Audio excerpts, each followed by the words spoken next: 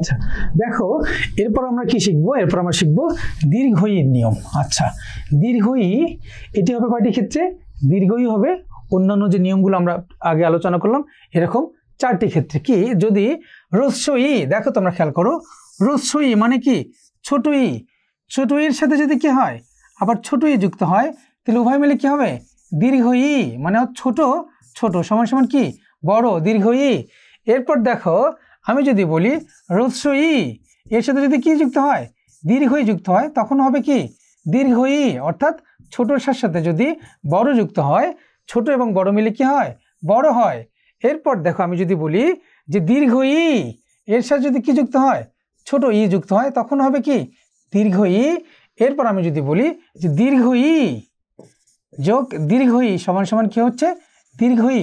তাহলে এখানে আমরা দেখবো কয়টি নিয়ম? দেখবো 4টি নিয়ম। কয়টি নিয়ম? 4টি নিয়ম, অর্থাৎ ছোট ছোট অর্থাৎ ছোট ই এবং ছোট ই সমান সমান কি বড় ই, দীর্ঘ ই। ছোট বড় অর্থাৎ ছোট ই এবং দীর্ঘ ই সমান সমান কি বড়, দীর্ঘ ই। দীর্ঘ ই অর্থাৎ বড় যোগ ছোট অর্থাৎ দীর্ঘ ই যোগ ছোট ই সমান সমান কি দীর্ঘ ই। আবার দীর্ঘ ই যোগ দীর্ঘ অর্থাৎ বড় যোগ বড় সমান সমান দীর্ঘ ই। আশা করি তোমরা উদাহরণটি দিলে আরো ভালো বুঝতে পারবে। যেমন বলা হয়েছে কি প্রতীক্ষা, প্রতি যোগ ইক্ষা, সেটা হচ্ছে কি প্রতীক্ষা। দেখো এখানে কি প্রতি ছোট ই, ইক্ষা এখানে কি বড় ই, তাহলে ছোট এবং বড় মিলে এখানে কি হয়েছে? প্রতি বড় হয়েছে। পরীক্ষা, পরিযোগ ইক্ষা, সেটি কি হচ্ছে? পরীক্ষা। তাহলে এখানে দেখো ছোট ই, এখানে ইক্ষা দীর্ঘ ই, অর্থাৎ ছোট এবং বড় মিলে এখানে কি হয়েছে? বড়, দীর্ঘ ই হয়েছে। এরপর দেখো অতিযোগিত, অতীত, তাহলে এখানে ছোট ই এবং এখানে ইত, এখানে ছোট ই, অর্থাৎ ছোট এবং ছোট মিলে এখানে কি হয়েছে? দীর্ঘ ই, অর্থাৎ বড় হয়েছে। তাহলে আমরা দেখলাম তাহলে আমাদের দীর্ঘ ই হবে কয়টি ক্ষেত্রে? 4টি ক্ষেত্রে। এরপর সুপ্রিয় শিক্ষার্থীবৃন্দ একটু খেয়াল করে দেখো, এরপরে যে নিয়মটা আমরা খেয়াল করব যে ইকার কিংবা ইকার অর্থাৎ হ্রস্ব ইকার কিংবা দীর্ঘ ইকারের পরে যদি, আবার বলছি হ্রস্ব কিংবা দীর্ঘ ইকারের পর যদি হ্রস্ব এবং দীর্ঘ ভিন্ন অন্য স্বর থাকে তাহলে কি হবে? হ্রস্ব এবং দীর্ঘ এর স্থলে কি হবে? জ ফলা হবে। কি হবে? জ ফলা হবে। অর্থাৎ এই নিয়মটির ব্যতিক্রম নিয়মটি হচ্ছে এটা। এক্ষেত্রে দেখো যে হ্রস্ব কিংবা দীর্ঘের পর যদি হ্রস্ব কিংবা দীর্ঘই থাকে তাহলে কি হয়? দীর্ঘই হয়। বাট এখানে হ্রস্ব কিংবা দীর্ঘের পর যদি হ্রস্ব কিংবা দীর্ঘ ভিন্ন অন্য স্বর থাকে তাহলে সেক্ষেত্রে কি হবে? সেক্ষেত্রে হ্রস্ব এবং দীর্ঘের স্থলে কি হবে? জ ফলা হবে। কি হবে? জ ফলা। তোমরা একটু খেয়াল করে দেখো, আমরা যদি উদাহরণ হিসেবে লিখি যে প্রতি যোগ এক, দেখো এখানে প্রতি যোগ এক সেটা হচ্ছে কি প্রত্যেক, তাহলে প্রতি এখানে কি হয়েছে? ই, এক, তাহলে এখানে কি এ, অর্থাৎ হ্রস্বের সাথে কি যোগ হয়েছে? এ যোগ হয়েছে। অর্থাৎ হ্রস্বের সাথে যদি হ্রস্ব কিংবা দীর্ঘ ভিন্ন অন্য স্বর যুক্ত হয় সেক্ষেত্রে কি হবে? সেক্ষেত্রে হ্রস্ব বা দীর্ঘের ক্ষেত্রে কি হবে? জ ফলা হবে। যে প্রতি যোগ এক সেটা হচ্ছে কি প্রত্যেক, তোমরা খেয়াল করে দেখো এখানে জ ফলা হয়েছে। বি যোগ অর্থ সেটা হচ্ছে কি ব্যর্থ, তাহলে দেখো তোমরা যে বি যোগ অর্থ সেটি হচ্ছে কি ব্যর্থ, অর্থাৎ এখানে জ ফলা রয়েছে। আচ্ছা জ ফলা রয়েছে, কেন জ ফলা রয়েছে? এখানে বি, এখানে ইর সাথে অর্থ, এখানে দেখো অযুক্ত হয়েছে, অর্থাৎ হ্রস্বের সাথে এখানে হ্রস্ব বা দীর্ঘ ভিন্ন অন্য স্বর অযুক্ত হয়েছে, সেক্ষেত্রে হ্রস্ব এবং দীর্ঘের ক্ষেত্রে কি হবে?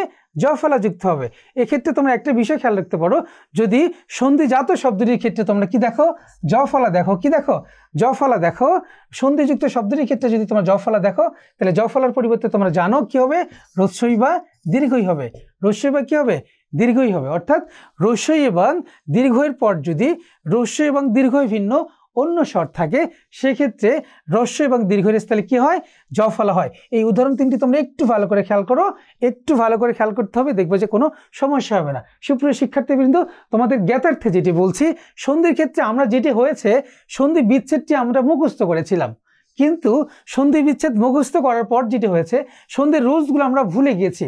এখন কথা হচ্ছে যদি সন্ধি বিচ্ছেদটা তোমাদের মনে থাকে, এই সন্ধি বিচ্ছেদ করেও কিন্তু ওই জায়গা থেকে তুমি রুলসটা বের করে ফেলতে পারো। যেমন যদি তুমি সন্ধি বিচ্ছেদটা পারো যে অতিযোগিত সেটি হচ্ছে কি অতীত। তাহলে এখানে কেন দীর্ঘিকার হলো তোমরা নিজেরা বের করতে পারবা যে এখানে ই এবং এখানে ই, তাহলে ই ছোট ই এবং ছোট ই মিলে এখানে কি হয়েছে, ছোট ই এবং ছোট ই মিলে এখানে কি হয়েছে, দীর্ঘ ই হয়েছে। অর্থাৎ সন্ধি বিচ্ছেদটি তুমি যদি করতে পারো সেই সন্ধি বিচ্ছেদ থেকে এই রুলসটা, নিয়মটা তোমরা নিজেরাই কিন্তু খুঁজে বের করতে পারবা। সেক্ষেত্রে অবশ্যই তোমাদেরকে অবশ্যই মনোযোগ দিয়ে পড়তে হবে এবং একটু বিশ্লেষণধর্মী পড়তে হবে, না হলে কিন্তু তোমরা আসলে এই রুলসগুলো মনে রাখা তোমাদের জন্য অনেক বেশি কষ্টকর, অনেক বেশি কষ্টসাধ্য হবে এবং এগুলো বারবারই তোমাদের পড়তে হবে এবং যত বেশি পরিমাণে তোমরা প্র্যাকটিস করবা তত বেশি তোমাদের জন্য ভালো।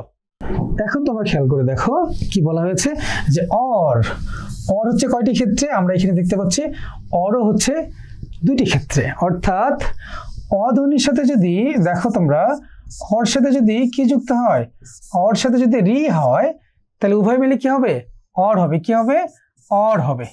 এবং আমরা দেখব আর সাথে যদি কি হয়, আর সাথে যদি রি হয় তাহলে আমরা কি দেখব, সেক্ষেত্রে কি হবে, অর হবে। সেক্ষেত্রে কি হবে, সেক্ষেত্রে অর হবে। তোমরা নিজেরা খেয়াল করে দেখো যে সপ্ত যোগ ঋষি সেটি কি হচ্ছে, সপ্তর্ষি। তাহলে সপ্ত যোগ ঋষি সেটি হচ্ছে সপ্তর্ষি। তাহলে এখানে দেখো তোমরা অ এবং এখানে দেখো রি, তাহলে অ এবং রি উভয় মিলে কি হচ্ছে, সপ্তর্ষি, এখানে অর হয়েছে। এরপর খেয়াল করে দেখো যে মহাযোগ ঋষি সেটি কি হয়েছে, মহর্ষি। তাহলে মহা এখানে আধ্বনি, ঋষি ঋধ্বনি, তাহলে আ এবং রি মিলে এখানে কি হয়েছে, অর হয়েছে। এরপর খেয়াল করে দেখো যদি অ কিংবা আয়ের সাথে, আবারও বলছি, যদি অ কিংবা আয়ের সাথে কি হয়, রি, এখানে ঋত যদি হয়, শেষে যদি কি ঋত থাকে তাহলে উভয় মিলে কি হবে, আর হবে। কি হবে, আর হবে। অর্থাৎ অ কিংবা, একটু মনোযোগ দাও, যে অ কিংবা আর পরে মনোযোগ দিতে হবে, যে অ কিংবা আর পরে যদি কি যুক্ত হয়, ঋত যুক্ত হয়। কি যুক্ত হয়, ঋত যুক্ত হয়, সেক্ষেত্রে কি হবে, আর হবে। কি হবে, আর হবে। যেমন উদাহরণ হিসেবে কি বলছি যে শীতার্ত, শীত যোগ ঋত, দেখো শীত যোগ ঋত সেটি হচ্ছে কি শীতার্ত। একটু খেয়াল করে দেখো এখানে শীত অ যোগ কি এখানে ঋত, তাহলে অর সাথে যদি ঋত যুক্ত হয় তাহলে এখানে শীতার্ত, তাহলে এখানে কি হচ্ছে, আর হয়েছে।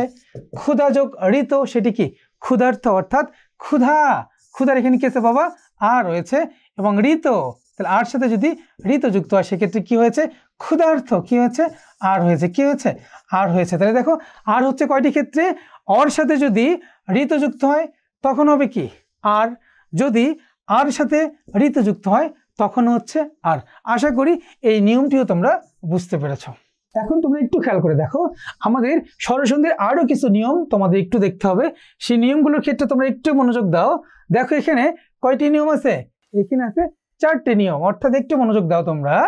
যদি আমরা বলি যে এর সাথে যদি স্বরধ্বনি থাকে তখন হবে অয়, ও এর সাথে যদি স্বরধ্বনি থাকে তখন হচ্ছে আয়, ওর সাথে যদি স্বরধ্বনি থাকে তখন হচ্ছে অব, এবং ও এর সাথে যদি স্বরধ্বনি থাকে তখন হচ্ছে আব। উদাহরণগুলো একটু খেয়াল করে দেখো তোমরা, যে নয়ন, তাহলে নে যোগ অন সেটা হচ্ছে কি নয়ন।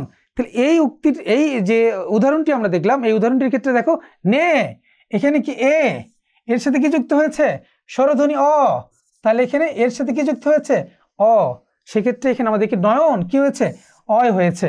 যে গই যোগ অক সেটি কি হয়েছে, গায়ক, তাহলে গই ওইয়ের পরে কি যুক্ত হয়েছে, স্বরধ্বনি যুক্ত হয়েছে অ, তাহলে ওই যোগ স্বরধ্বনি সমান সমান কি হচ্ছে, আয়, তাহলে গই যোগ অক সেটি হচ্ছে কি গায়ক। অর্থাৎ ওই কারের পর যদি স্বরধ্বনি থাকে তাহলে কি হবে, আয় হবে। এরপর দেখো গো যোগ আদি সেটি কি হচ্ছে, গবাদি। মনোযোগ দাও তোমরা, তাহলে গো কি হয়েছে, ও গো যোগ আদি সেটা হচ্ছে কি গবাদি, তাহলে গোর পর এখানে কি যুক্ত হয়েছে, স্বরধ্বনি আ যুক্ত হয়েছে, তাহলে গোর সাথে যদি স্বরধ্বনি যুক্ত হয় তাহলে কি হবে, অব। যেমন গো যোগ আদি সেটি হচ্ছে কি গবাদি, এখানে অব হয়েছে। ও যোগ স্বরধ্বনি সমান সমান কি হয়েছে, আব হয়েছে। যেমন দেখো পো যোগ অক সেটি হচ্ছে কি পাবক, তাহলে পৌ, তাহলে ও, তাহলে ও এর সাথে যদি কি যুক্ত হয়, স্বরধ্বনি যুক্ত হয়, স্বরধ্বনি অ, তাহলে এখানে কি হচ্ছে ও যোগ অ, এখানে কি হয়েছে, এখানে কি হয়েছে পাবক, অর্থাৎ এখানে কি হচ্ছে পাবক, অর্থাৎ এখানে কি হচ্ছে আব হয়েছে। কি হয়েছে, হাব হয়েছে।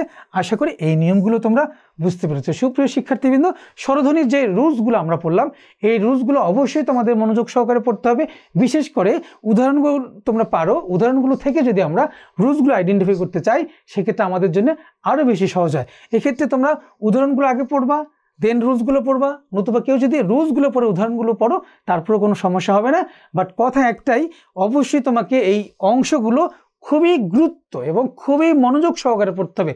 যদি মনোযোগ দিয়ে নিয়ে তুমি না পড়ো, তাহলে এগুলো বোঝা তোমার পক্ষে কোনোভাবেই সম্ভব না। সেক্ষেত্রে তোমরা মুখস্থ করেছিলে, সেটি ভালো ছিল। যাই হোক, আমরা এর পরবর্তী আলোচনায় যাই।